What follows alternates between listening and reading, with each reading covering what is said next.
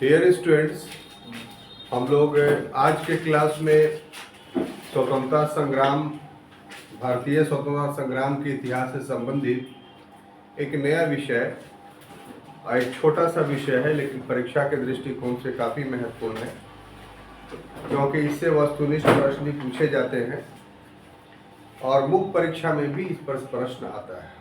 और वो विषय है स्वराज दल।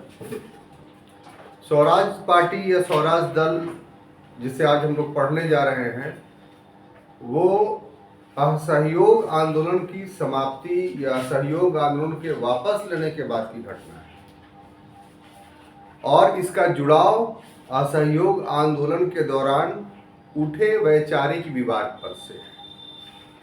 हम लोग असहयोग आंदोलन के क्रम में पढ़ चुके हैं कि जब कलकत्ता के विशेष अधिवेशन और नागपुर के वार्षिक अधिवेशन 1920 ईस्वी में हुआ था, तो उस समय कांग्रेस के अंदर 1919 के अधिनियम के इस प्रावधान को लेकर विवाद था कि जो प्रत्यक्ष निर्वाचन की पद्धति सबसे पहली बार भारत में अपनाई गई थी, जिसमें जनता के मतों से विधानसभा और विधान परिषद के सदस्य चुने जाने, उस चुनाव में भाग लिया जाए कि नहीं।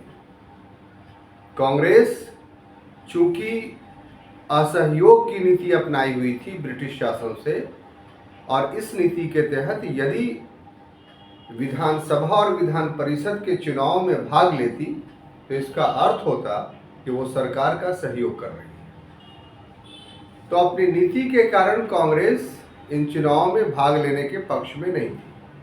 क्लियर? लेकिन कांग्रेस के अंदर ही कुछ लोग ऐसे थे जो कांग्रेस की इस नीति से अप्रसन्न थे और उनका मत था कि नहीं, कांग्रेस को चुनाव में भाग लेना चाहिए। तो ये विवाद नागपुर अधिवेशन तक आते आते समाप्त हो गया था। लेकिन जब कांग्रेस ने अपना असहयोग आंदोलन वापस लिया तो पुनः यह विवाद उभर करके सामने आया और उसी विवाद का परिणाम है स्वराज पार्टी की स्थापना। बात समझ में आ रही है? तो ये बैकग्राउंड है इस पार्टी का। हम लोग इसको लेखन शैली के आधार पर कुछ इस ढंग से समझ सकते हैं, ये पढ़ सकते हैं। तो क्या था कि स्वराज पार्टी वास्तव में, स्वराज पार्टी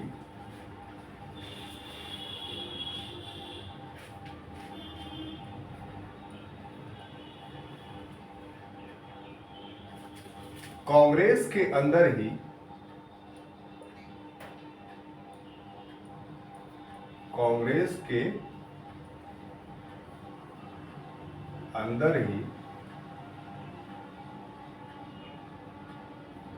वैचारिक मतभेद के कारण,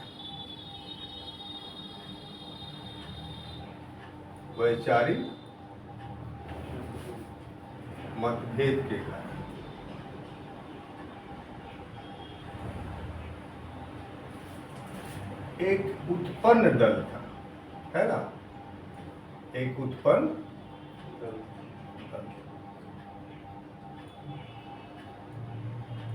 ठीक है? और इस दल का जो उदय हुआ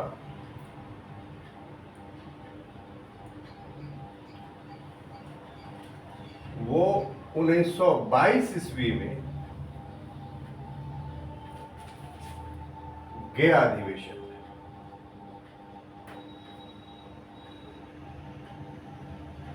ठीक है?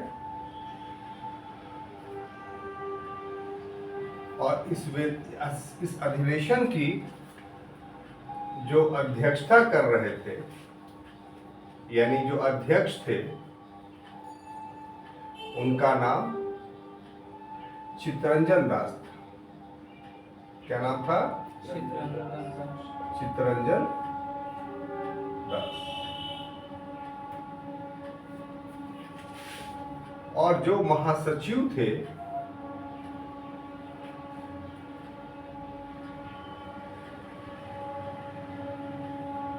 उनका नाम मोतीलाल नेहरू था। क्या नाम था? मोतीलाल।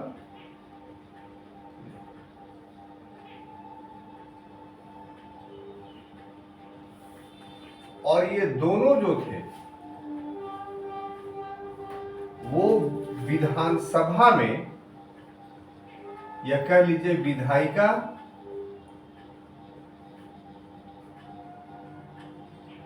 के चुनाव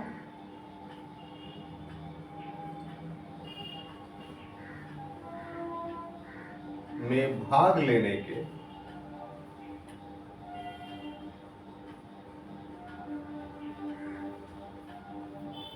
समर्थक थे। ठीक है।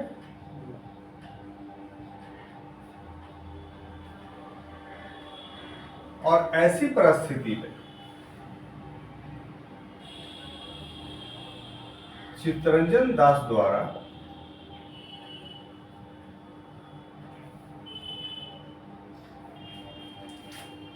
इस प्रस्ताव से संबंधित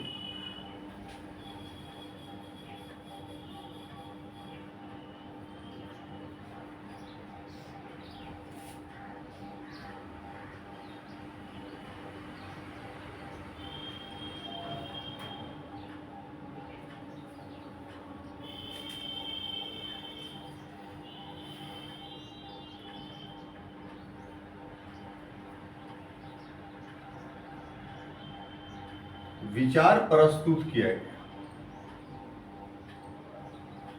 विचार प्रस्तुत किया गया।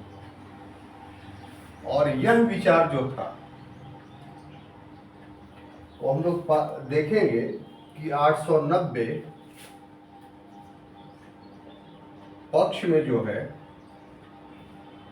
वो 890 विचार ये हुआ, और विपक्ष में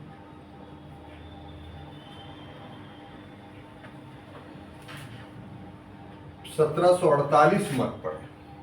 कितना? 1748 मत।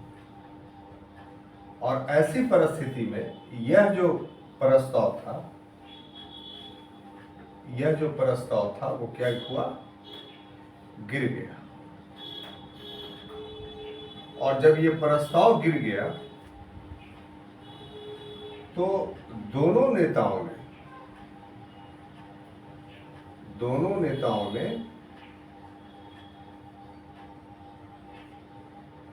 कांग्रेस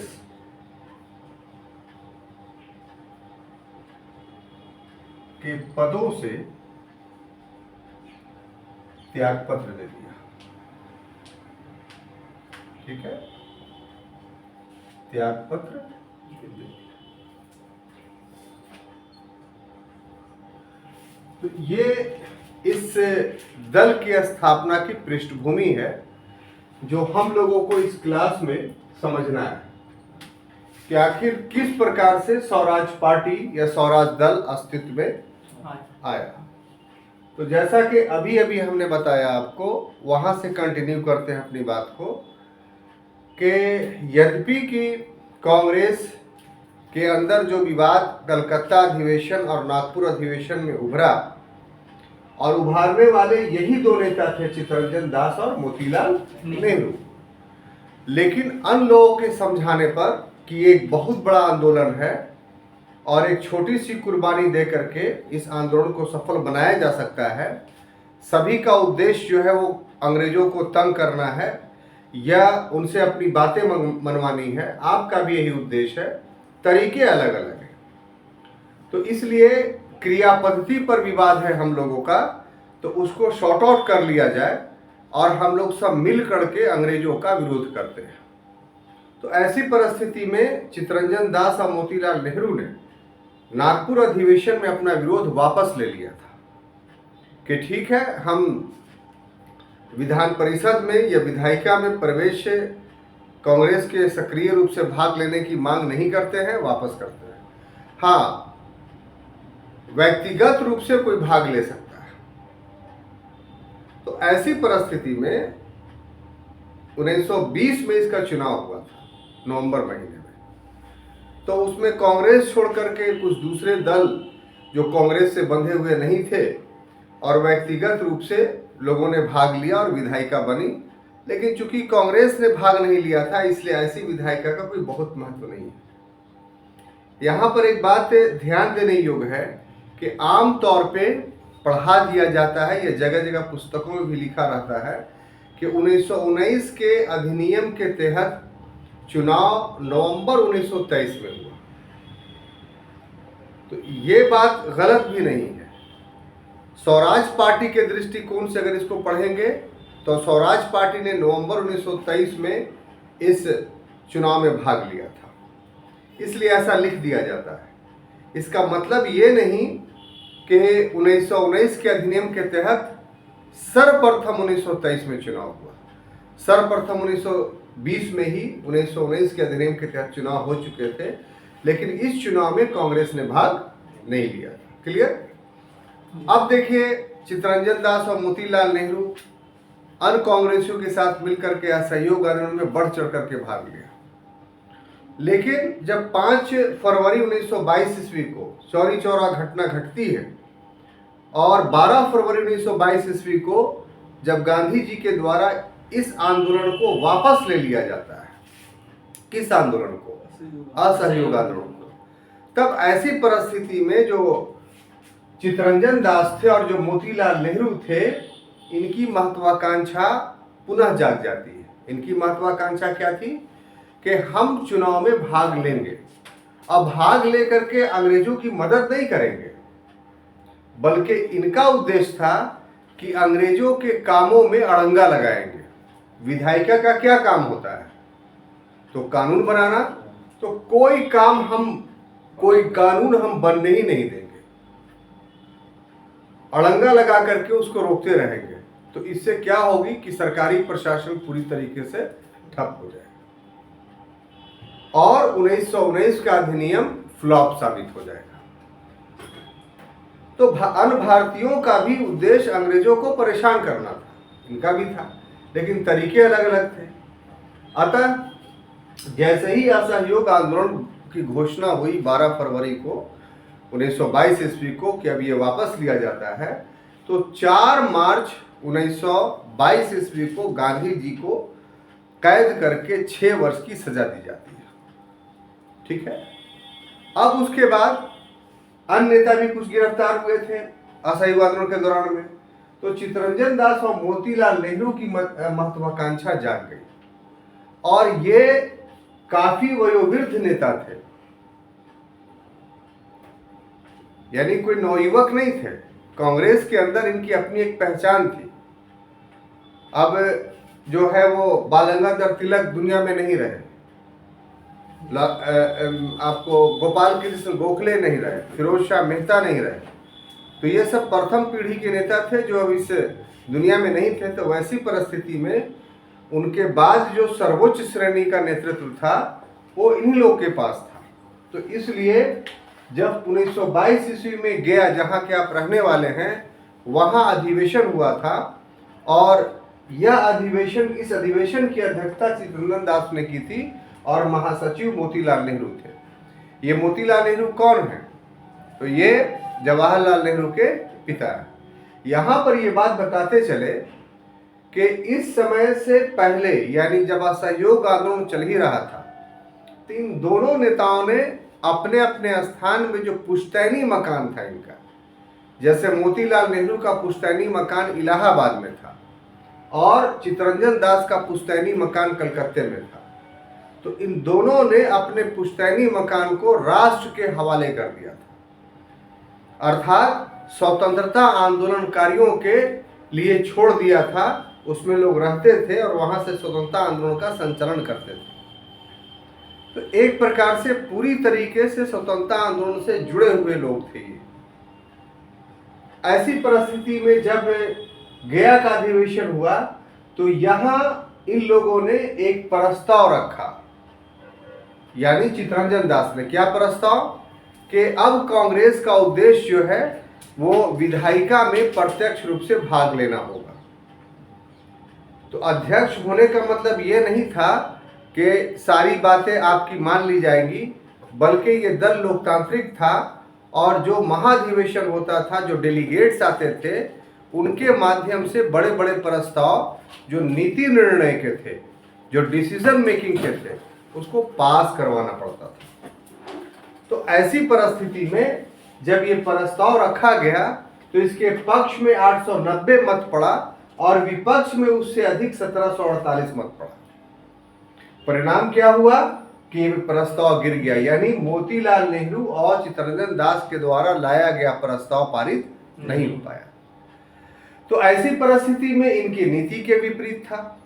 तो क्या किया इन लोगों ने कि कांग्रेस से त्यागपत्र दे दिया कि अब हम कांग्रेस में नहीं रहेंगे। और उसके बाद जो परिणाम आया,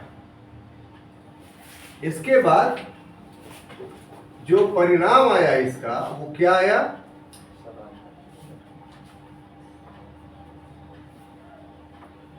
पहला परिणाम तो ये हुआ कि 1 जनवरी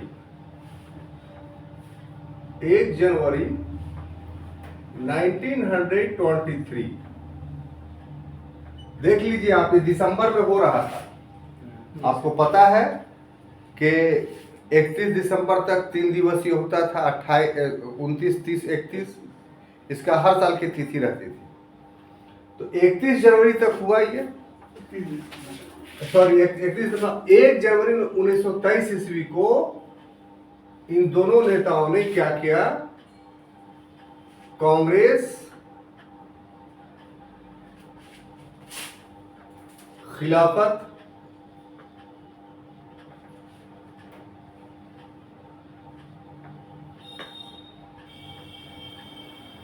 स्वराज पार्टी,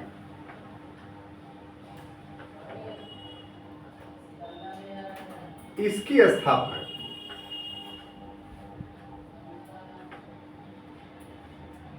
ठीक है। और ये सामान्य रूप से, यही दल जो है सामान्य रूप से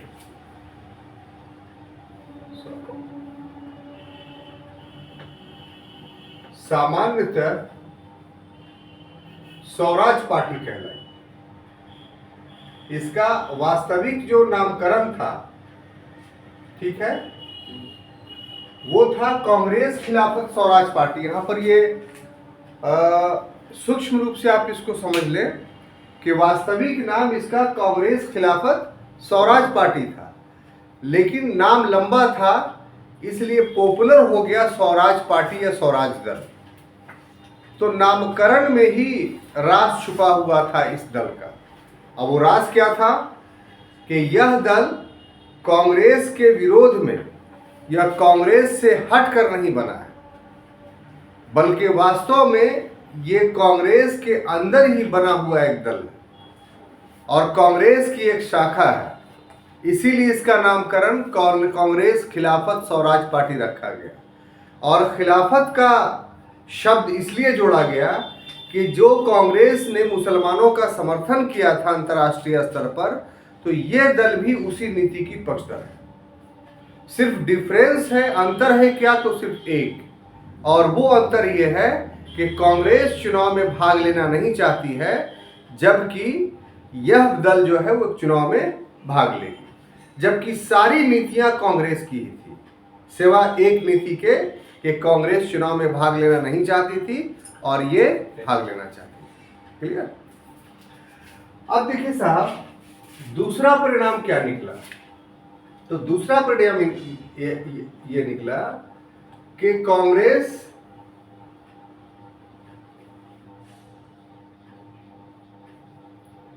दो खेमों में बढ़ गई।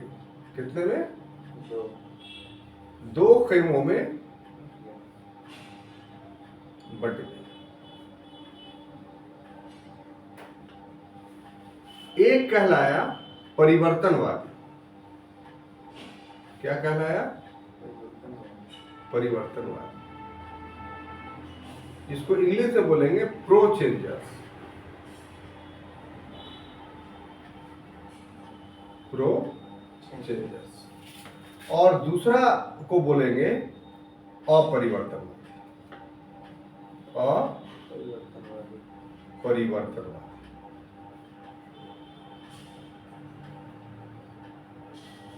यानी नो चेंजर।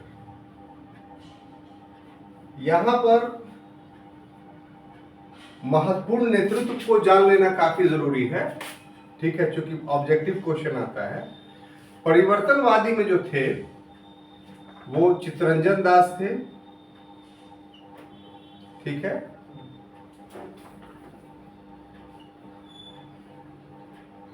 दूसरा मोतीलाल नेहरू थे,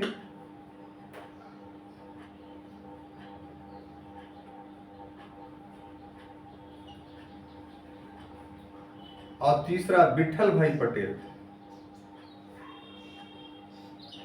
विठल भाई पटेल।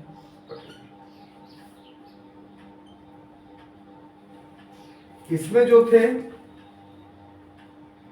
वो वल्लभ भाई पटेल थे, नहीं, एक भाई इधर दूसरा भाई उधर, वल्लभ भाई पटेल थे, और राजेंद्र प्रसाद थे,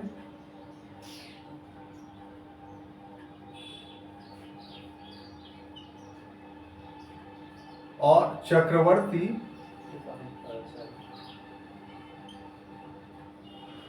राज गोपालाचारी थे।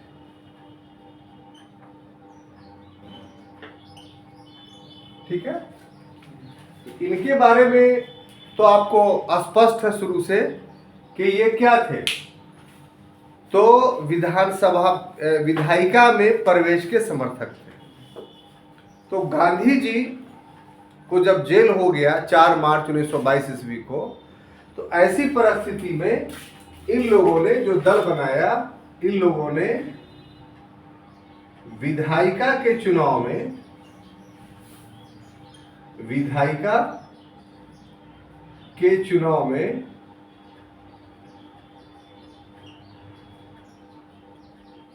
भाग लेने का निर्णय किया।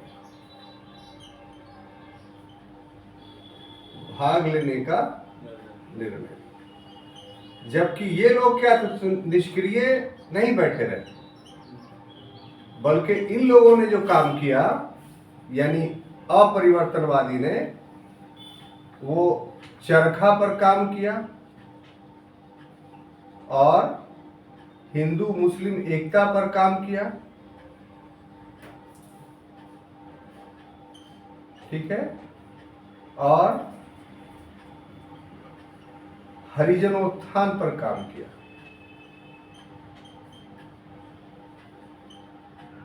यानी कहिए कि रचनात्मक कार्य किए, कंस्ट्रक्टिव वर्क किए, ठीक है। यहां पर एक बात ध्यान देने योग्य है, जो बाद में हम दिखाएंगे, लेकिन पहले ही पढ़ा देते हैं थोड़ी सी बात, कि अंग्रेज बड़े खुश थे इससे। जो गया अधिवेशन में घटना घटी, तो अंग्रेज उससे खुश थे। खुश क्यों थे? कि उन्हें लगा कि अब कांग्रेस पुनः 1907 में जो कांग्रेस का सूरत में विभाजन हुआ था, कांग्रेस गर्म दल और नरम दल में बंट गई थी, तो पुनः जो है यहां भी कांग्रेस बढ़ जाएगी और हमें बहुत आसानी होगा, क्योंकि अब आंदोलन उतना तीव्र नहीं होगा। और देखने से लगा भी कि कांग्रेस बंटने ही वाली है। लेकिन अब स्थिति ये हुआ कि कांग्रेस अब काफी परिपक्व हो चुकी थी, मैच्योर्ड हो चुकी थी, और वो विपरीत परिस्थितियों के सहने के योग्य हो चुकी थी। इसलिए अंग्रेजों की यह महत्वाकांक्षा पूरी नहीं हुई, अर्थात कांग्रेस 2 टुकड़ों में नहीं बटा। तो ये क्यों कर संभव हुआ, ये हम थोड़ी देर बाद इसका राज खोलेंगे। पहले हम ये दिखाते हैं कि स्वराज दल का क्रियाकलाप क्या हुआ, ठीक है।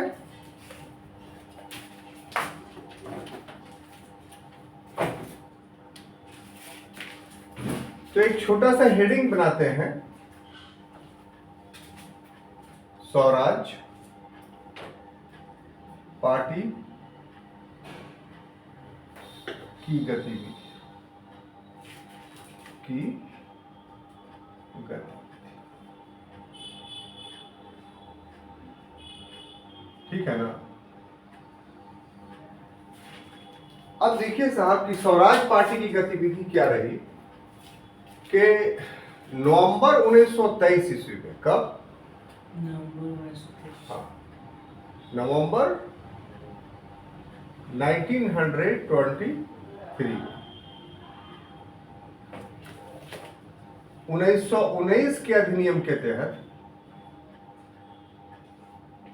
या 1919 के एक्ट के तहत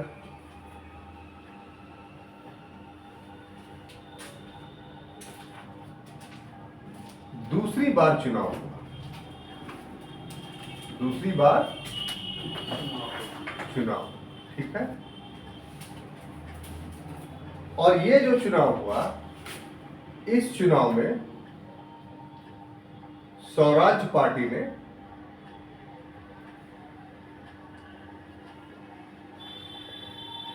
भाग लिया।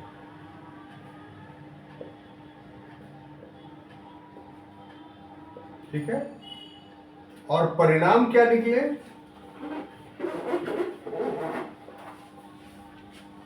तो परिणाम पर हम लोग दृष्टि डालेंगे।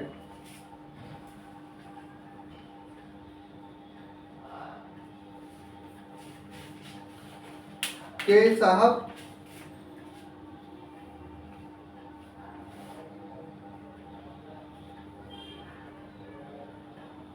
केंद्रीय विधान परिषद में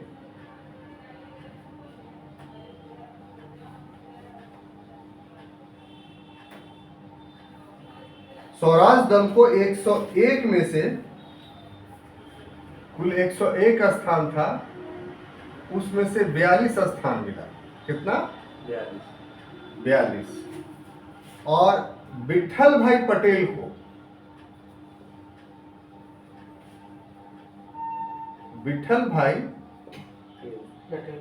स्पीकर बनाने में यह सफल रहा स्वराज पार्टी। ठीक है। उसके बाद मध्य प्रांत में, यानी जो आज का एमपी है, मध्य प्रांत में इसे पूर्ण बहुमत प्राप्त हुआ, यानी अपनी सरकार बनाई। उसके बाद बंगाल में सबसे बड़े दल के रूप में उभरा, मतलब यहां पूर्ण बहुमत तो नहीं मिला, लेकिन यहां सबसे बड़ा दल के रूप में उभरा। उसके बाद हम पाते हैं कि बंबई और उत्तर प्रदेश में, बंबई प्लस उत्तर प्रदेश में सफलता मिली, मतलब सरकार बनाने की स्थिति में नहीं था, लेकिन सफलता मिली, अच्छा खासा सीट मिला। लेकिन पंजाब और मद्रास जो था, पंजाब और प्लस मद्रास, तो पंजाब में सांप्रदायिकता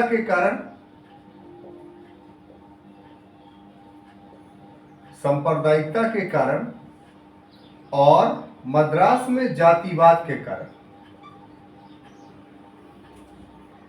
इसे स्वराज दल असफल रहा। स्वराज दल असफल रहा। ठीक है। तो इस तरीके से हम देखते हैं कि कम समय में, यानी 1 जनवरी को इस दल का स्थापना ही हुआ था 1923 को, और नवंबर के चुनाव में इसने भाग लिया। तो ऐसी परिस्थिति में आप गौर से देखिए तो पाएंगे कि स्वराज पार्टी को अच्छी सफलता मिली। केंद्रीय विधानसभा में 101 सीट था, मुझसे 42 ने, लगभग समझ लीजिए 42% उसको मिल गया। इसी प्रकार से स्पीकर चुनवाने में वो सफल रहा। और सबसे महत्वपूर्ण बात है कि अन्य दल भी जीत करके आए थे। तो जो भी दल जीत करके आए थे वो सभी के सभी स्वतंत्रता संग्राम के सिपाही थे। तो उन लोगों से गठबंधन कर लिया और सरकार को कोई विधेयक पारित नहीं करने दिया। यानी जो स्वराज पार्टी का उद्देश्य था वो उद्देश्य पूरा हो गया उसका। इसी प्रकार से मध्य प्रांत में तो पूर्ण बहुमत, यानी उसकी अपनी सरकार बनी। बंगाल में सबसे बड़े दल के रूप में उभरा, वहां भी उसकी सरकार बनी। मुंबई और उत्तर प्रदेश में उसे सफलता मिली, यानी प्रभावशाली विधायिका में उसकी प्रभावशीलता स्थापित हुई। लेकिन पंजाब और मद्रास में सांप्रदायिकता के कारण और मद्रास में जातिवाद के कारण इस दल को सफलता नहीं मिली, चारों खाने चित हो गए। खैर जो भी हो, अन्य स्तरों पर जैसे पटना म्युनिसिपल कॉरपोरेशंस के मेयर बनने में राजेंद्र प्रसाद सफल रहे, इसी प्रकार से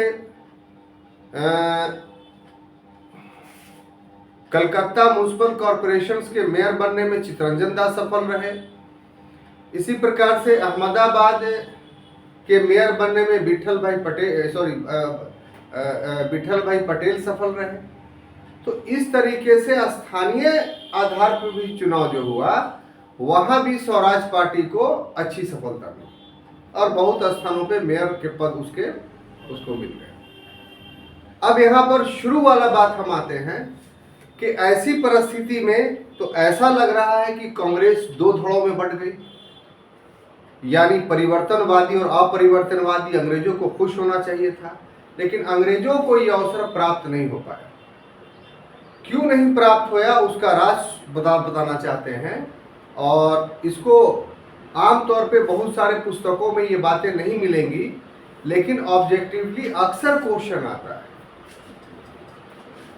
क्या था मामला वो कि जैसा कि आपको अभी बताया कि 4 मार्च 1922 ईस्वी को गांधी जी को 6 वर्ष की सजा मिली थी, लेकिन स्वास्थ्य के कारणों पर, स्वास्थ्य के आधार पर गांधी जी को 1924 ईस्वी में जो है वो छोड़ दिया गया। और जब गांधी जी को 1924 ईस्वी में छोड़ा गया तो उस समय कर्नाटका के बेलगांव में कांग्रेस का अधिवेशन हो रहा था। उस अधिवेशन में गांधी जी ने सिर्फ भाग ही नहीं लिया, बल्कि ये प्रथम और अंतिम अवसर था कि गांधी जी ने किसी अधिवेशन की अध्यक्षता की। और गांधी जी ये नहीं चाहते थे कि कांग्रेस के अंदर पुनः 1907 की कहानी को दोहराई जाए। इसलिए चित्तरंजन दास और महात्मा गांधी के बीच में एक पैक्ट होता है, एक समझौता होता है, और उस समझौते में ये बात स्वीकार की जाती है कि कांग्रेस स्वराज पार्टी को अनुमति देती है कि वो चुनाव में भाग ले। कांग्रेस के वर्कर को यह अनुमति दी जाती है कि वो चुनाव में भाग ले सकता है, लेकिन कांग्रेस चुनाव में भाग नहीं ले सकता। जो विरोध था, वो विरोध यहां पर गांधी जी ने समाप्त कर दिया। ये समझौता 1925 ईस्वी को होता है, और इसी को इतिहास में गांधी दास पैक्ट कहते हैं। तो ऐसे अगर गांधी दास पैक्ट अगर पूछ देगा तो काफी भारी लगेगा, लेकिन अब पूरी पृष्ठभूमि जान गए तो आपको भारी नहीं लगेगा। तो स्वराज दल को एक हिसाब से सफलता तो मिली, और इसकी काफी महत्वपूर्ण भूमिका इस माने में है कि जब असहयोग आंदोलन के बाद हमारा राष्ट्रीय आंदोलन निष्क्रिय था, तो उस दौर में स्वराज दल ने इस आंदोलन को सक्रिय करने का प्रयास किया। लेकिन दुर्भाग्य की बात यह है कि 1926 ईस्वी में चित्तरंजन दास की मृत्यु हो गई, और उनकी मृत्यु के बाद स्वराज दल उतना सक्रिय नहीं रह पाया, और फिर काल के ग्रास में वो समा गया। लेकिन ये महत्ता तो उसके इतिहास में लिख दी गई कि 22 से लेकर के या 23 से लेकर के 25-26 ईस्वी तक भारतीय राजनीति का चमकता हुआ सितारा, या भारतीय स्वतंत्रता संग्राम का चमकता हुआ सितारा स्वराज पार्टी रहा, और इसने निष्क्रियता के दौर में राष्ट्रीय आंदोलन को सक्रिय रखा। तो हम समझते हैं कि स्वराज पार्टी समझाने में हम सफल रहे। अगले क्लास में अन्य विषय के साथ हम उपस्थित होंगे। तब तक के लिए हमें अनुमति दीजिए। धन्यवाद।